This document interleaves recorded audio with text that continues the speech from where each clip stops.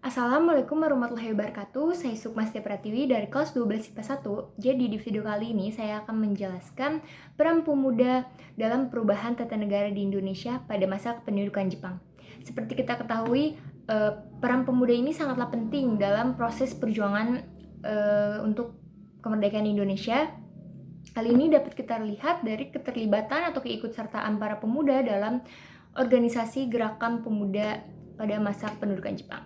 Nah, organisasi gerakan pemuda pada masa kependudukan Jepang itu ada 3, yaitu gerakan organisasi yang bersifat militer dan semi militer. Kemudian yang kedua ada organisasi gerakan pemuda yang dilakukan secara diam-diam atau gerakan bawah tanah. Kemudian yang ketiga organisasi gerakan pemuda yang sengaja dibentuk oleh Jepang untuk membantu Jepang dalam perangnya melawan Asia Timur Raya. Nah, saya akan menjelaskan contoh dari organisasi militer itu ada PETA dan ada Heiho. Nah, yang pertama itu tadi ada Heiho. Heiho ini adalah organisasi yang dibentuk oleh Jepang pada tanggal 2 September 1942 yang bertujuan untuk membantu kesatuan angkatan perang. Nah, adapun kegiatannya itu membangun pertahanan, kemudian menjaga kamp pertahanan, dan membantu tentara Jepang dalam peperangan. Kemudian yang kedua ada PETA. PETA adalah organisasi militer yang dibentuk pada tanggal 3 Oktober 1943 dengan tujuan menambah kesatuan tentara guna memperkuat organisasi sebelumnya. Nah, pembentukan PETA ini didasarkan pada peraturan pemerintah Jepang yang disebut dengan Osamu nomor 44. Nah, kemudian ada organisasi yang bersifat semi militer.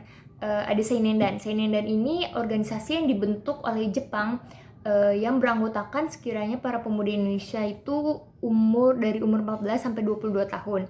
Nah, Seinendan ini didirikan itu pada tanggal 29 April 1943. Yang sekiranya beranggotakan 3.500 pemuda dari seluruh Pulau Jawa.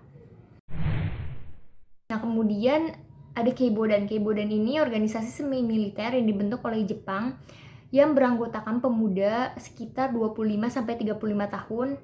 Nah, didirikannya itu pada tanggal 29 April 1973 dengan tujuan membantu polisi Jepang pada masa penjajahan di Indonesia. Ini adalah Fujinkai.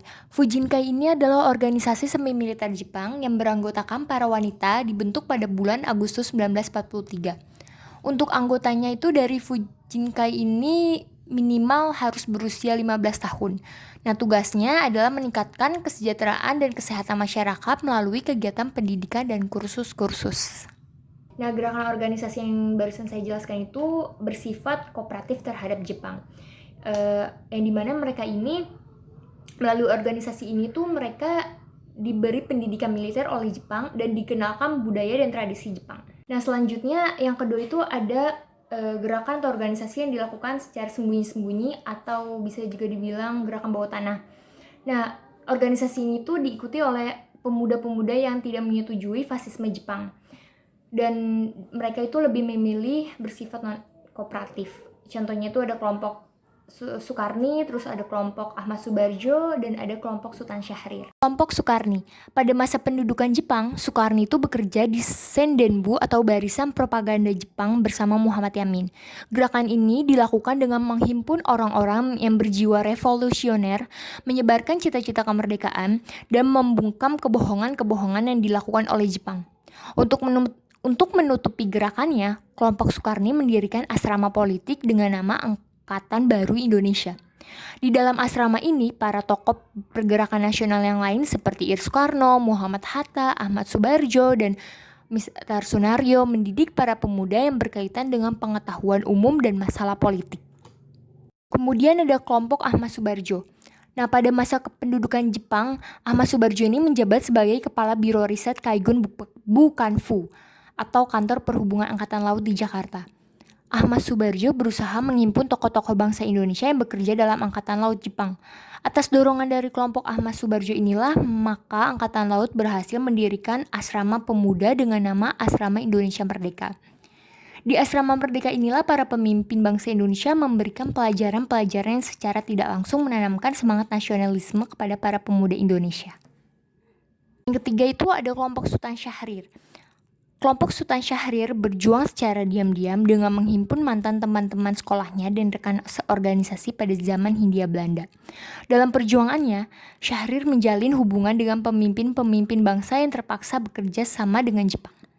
Syahrir memberi pelajaran di Asrama Indonesia Merdeka milik Angkatan Laut Jepang bersama dengan Insinyur Soekarno, Dr. Muhammad Hatta, Ahmad Subarjo, dan Iwa Kusuma Sumantri. Nah, mereka-mereka ini memiliki idealisme yang kuat yang ingin mencapai kemerdekaan Indonesia itu dengan tangan bangsa Indonesia sendiri tanpa ada keterlibatan atau campur tangan dari Jepang, sehingga seringkali terjadi konflik antar Jepang. Kemudian yang ketiga ada organisasi pemuda yang bentukan Jepang yang sengaja dibuat oleh Jepang untuk membantu perangnya melawan Asia Timur Raya. Itu ada gerakan 3A. Gerakan 3A merupakan propaganda kekaisaran Jepang pada masa Perang Dunia Kedua, yaitu Jepang Pemimpin Asia, Jepang Pelindung Asia, dan Jepang Cahaya Asia. Gerakan 3A ini didirikan pada tanggal 29 April 1942 dengan pelopornya itu Shimizu Hitoshi. Nah, gerakan ini lahir semata-mata untuk memikat hati dan menarik simpati bangsa Indonesia agar mau membantu Jepang. Sedangkan tokoh yang ditunjuk sebagai ketua 3A adalah Mr. Syamsuddin. Kemudian ada Putra atau Pusat Tenaga Rakyat. Putra ini didirikan pada Desember 1942 bertujuan untuk membangun dan menghidupkan segala sesuatu yang telah dirobohkan oleh imperialisme Belanda. Kemudian dipimpin oleh Insinyur Soekarno dan dibantu oleh Muhammad Hatta, Ki Hajar Dewantara, dan Kiai Haji Mas Mansur yang disebut sebagai 4 serangkai. Nah, pada tingkatan organisasi nasional, keberadaan Putra berkembang, akan tetapi pada tingkat daerah tidak, karena disebabkan oleh kondisi situasi sosial ekonomi. Putra berhasil membentuk mental rakyat guna mempersiapkan kemerdekaan. Dengan adanya Putra ini, akses konsolidasi dimanfaatkan dengan baik melalui media komunikasi massa milik Jepang. Selanjutnya adalah Jawa Hakokai. Karena pada saat itu Jepang menganggap bahwa Putra lebih menguntungkan bangsa Indonesia daripada bangsanya sendiri, maka dari itu dia memutuskan untuk mendirikan Jawa Hakokai pada 1 Januari 1944 sebagai penggantinya Putra. Tujuannya itu untuk menghimpun kekuatan rakyat dan menggalang kebaktiannya. Di dalam tradisi Jepang, kebaktian ini memiliki 3 dasar, yakni pengorbanan diri, mempertebal persaudaraan, dan melaksanakan sesuatu dengan bakti. Jadi itu semua adalah organisasi gerakan pemuda pada masa kependudukan Jepang yang merupakan peran penting bagi pemuda Indonesia dalam mengubah tata negara Indonesia. Jadi dapat saya simpulkan bahwa pemuda Indonesia ini memiliki cara atau jalannya masing-masing dalam proses memperjuangkan kemerdekaan Indonesia. Seperti tadi ada pemuda yang bersifat kooperatif dan non-kooperatif terhadap Jepang. Namun mereka memiliki tujuan yang sama, yaitu memperjuangkan kemerdekaan Indonesia. Oke, itulah dia yang bisa saya sampaikan. Kurang lebihnya mohon maaf. Wassalamualaikum warahmatullahi wabarakatuh.